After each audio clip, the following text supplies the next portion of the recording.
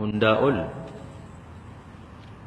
rakkoo amma dhalate kana yoo laalle ka'umsi isaa maalii, eessaa ka'ee, akkamitti ka'ee, eenyutu kaasee jennee yoo laalle waan baay'ee waan bal'aa guyyaa guutuu nutti fixuu danda'u haasa'uu dandeenya. Hundaa ol waan hundi keenya hubachuu qabnu, waan nuti beekuu qabnu,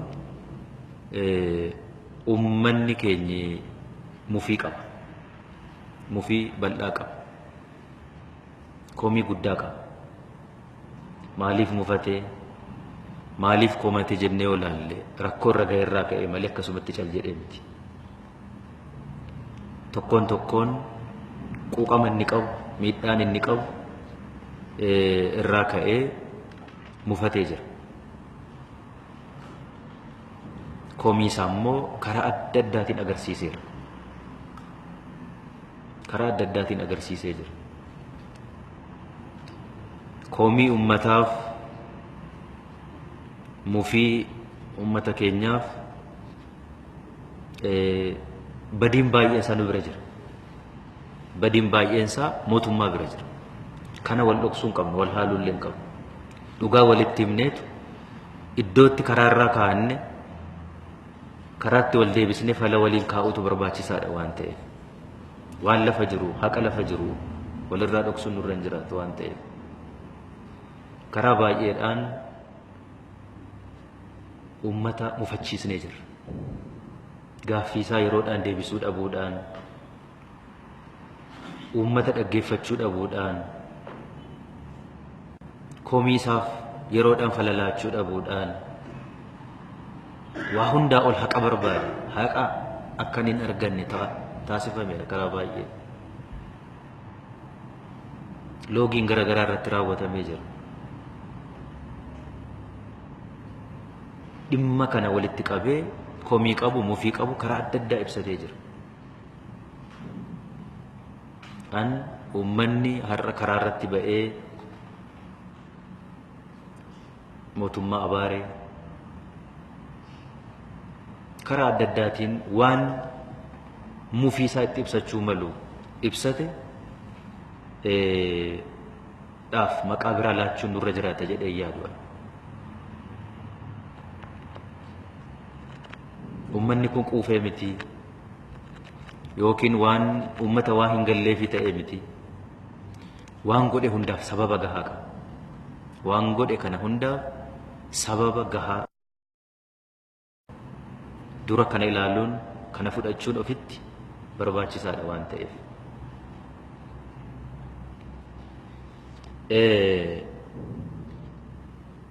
Kana keessattis immoo badiin adda addaas ga'ee jira. Gaddas haa ta'u gammachuu dhuunfaadhaan nu hin qabnu. Yoo gammannes hawaasa keenya waliin, gammachuu hawaasa keenyaan nu gammachiisa. Hundi keenya iyyuu mar'immaan hawaasa kana keessaa baane waan ta'eef, garaacha hawaasa kana keessaa baane waan ta'eef, gadda hawaasa kana keessaatti namni gammadu hin jiru. Sammuu akkasii namni qabaatu hin jiru. Duukumaa gadda duukaa bu'a. Hundaa ol yerootti dhaabbannee of ilaaluu qabnu, yerootti wal baqanne ton ta'e walitti dhufnee walitti haasa'uu qabnu ifatti yoo jiraate amma jedhee tan yaada, amma jedhee tan laala.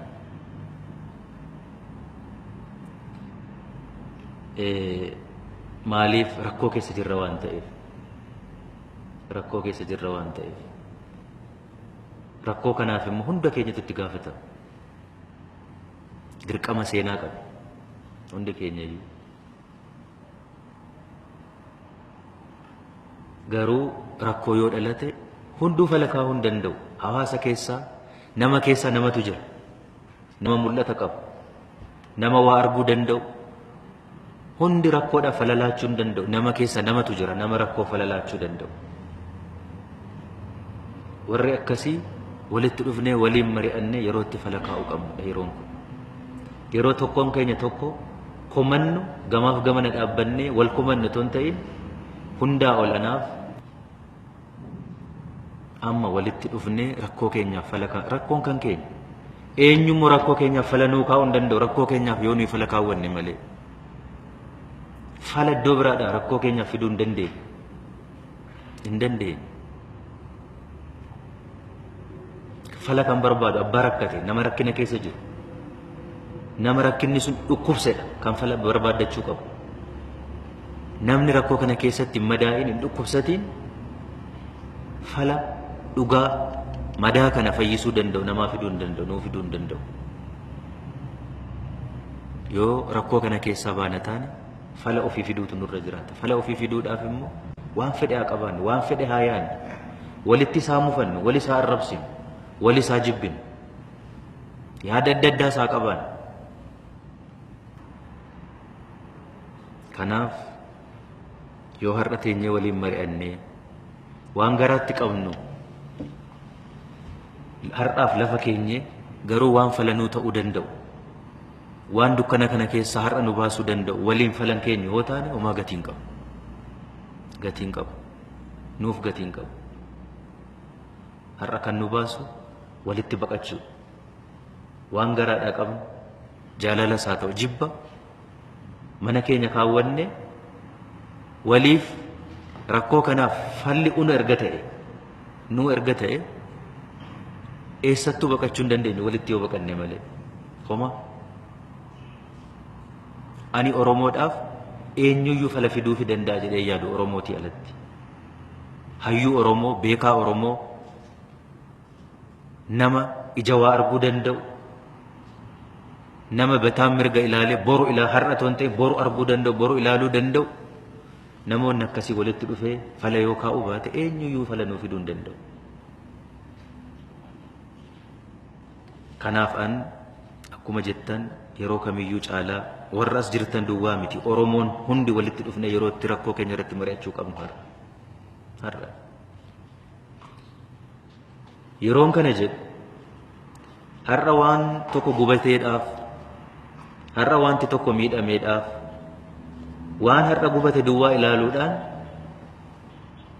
warshaa gubate haa ta'u, maal gubate haa ta'u, sana duwwaa ilaaluudhaan, sana balaaleffachuu duwwaadhaan, sana jala golgamee gaaffiin uummata kanaa, mufiin uummata kanaa sanaan haguugamuu qaba jedhee yaadu.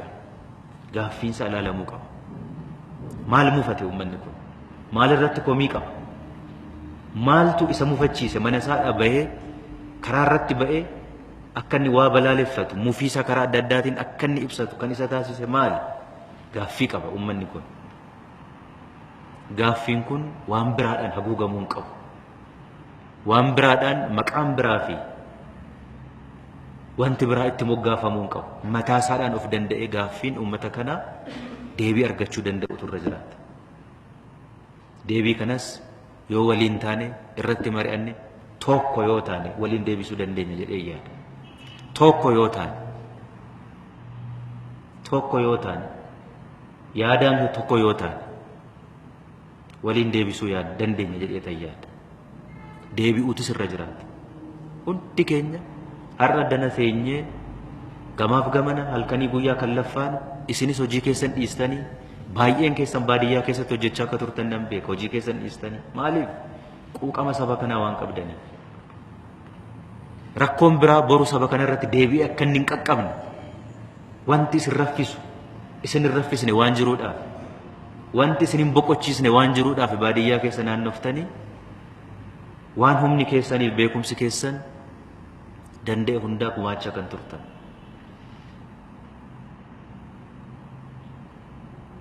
Dhuguma rakkoon nu keessa jiru rakkoo nu cibsu miti, rakkoo boqonnaa nu kennu miti. Kunuuf kun guddina miti dhugaa dubbachuudhaaf waan nuyi keessa jirru kun. Kanaaf gaaffii uummata keenyaaf waliin taane fala barbaadu tokko lama jenne yoom akkamitti fala argata jennee waliin itti yaaduu waliin deebisuun barbaachisaadha.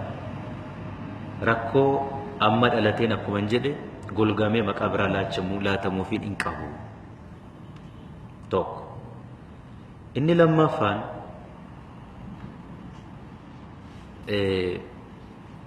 hawaasni mufiisaa karaa adda addaa akka ibsate hunda hawaasni badii hin qabu. Namni badii qabus immoo hawaasa keessa hin jira.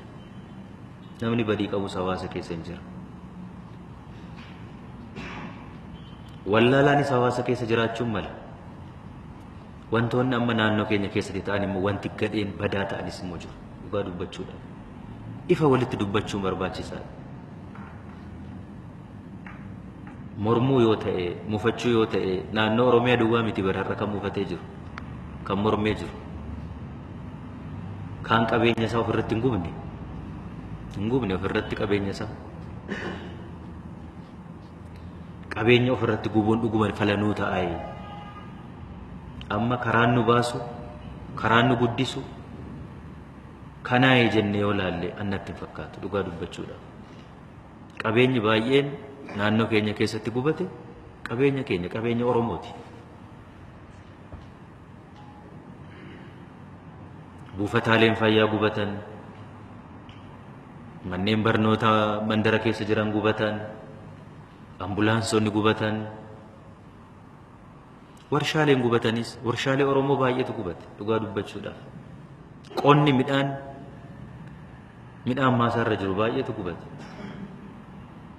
Kun sirrii natti hin fakkaatu dhugaa dubbachuudhaaf. Kun karaatti falatti nu geessu miti.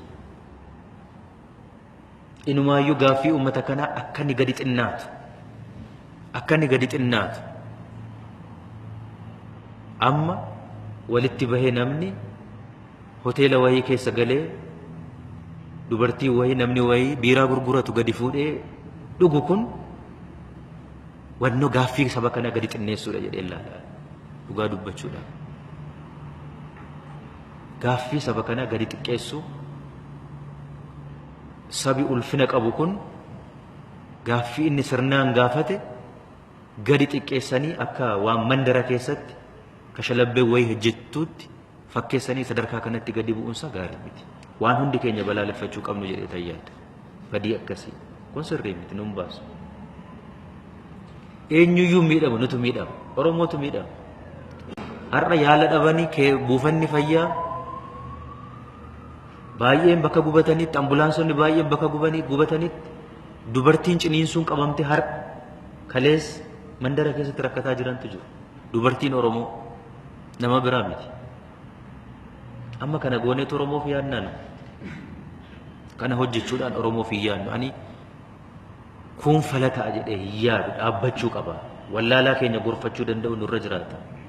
Barsiisuu danda'u nurra jiraata. Karaatti deebisuun barbaachisaadha.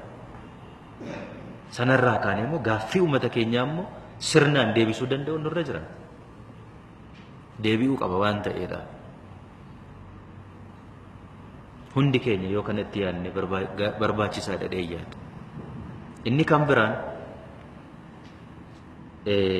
ammas dargaggeessi mormuunsa sababa qaba. Diina waan ta'eef miti. Fayyadamaa diinagdee sirna kanaa miti dargaggeessi. Oma fayyadamaa diinagdee sirna kanaa miti. Sababa qaba dargaggeessi kunis. Hojjetaan mootummaas sababa qaba. Qaala'insa jireenyaa waliin wal qaba. Hunduu sababa mataasaa qaba. Hin qaba sababa itti mufate, sababa itti komate.